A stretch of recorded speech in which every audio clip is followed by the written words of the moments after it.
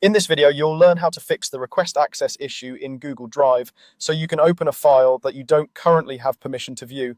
Let's start from the moment you receive a link. Maybe someone sent you a document, a spreadsheet, or a presentation, and when you click it, you see a message saying you need access. That means the file's sharing settings don't currently include you, but you can ask the owner to let you in. First, go ahead and open the file link in your browser, just like you normally would. You can paste it into the address bar or click it from an email or chat.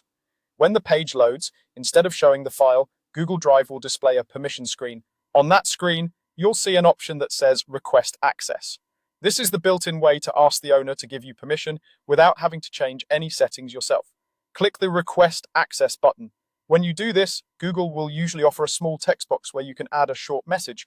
It's a good idea to briefly explain who you are and why you need access, especially if the owner might not immediately recognize your email address. For example, you might say that you're working on the same project or that this file was shared with your team. Clear context can help the owner approve you more quickly. After sending the request, your part inside Google Drive is done for the moment. Now you need to wait for the owner to approve your request. Google will send them an email saying that you're asking for access, and they can choose what level of access to give you, such as view or edit. The time this takes can vary a lot.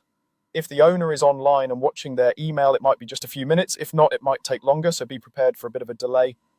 If the file is urgent and you can't wait, it's best to contact the owner directly instead of relying only on the automatic email from Google. You can send them a message through your usual communication channels, such as email or chat, and let them know that you've requested access to a specific file. Include a brief description or the file name so they can find it quickly. This direct contact often speeds things up because it draws their attention to your request right away. Once the owner approves your request, you'll usually receive an email notification from Google Drive letting you know that access has been granted. At this point, switch back to your browser.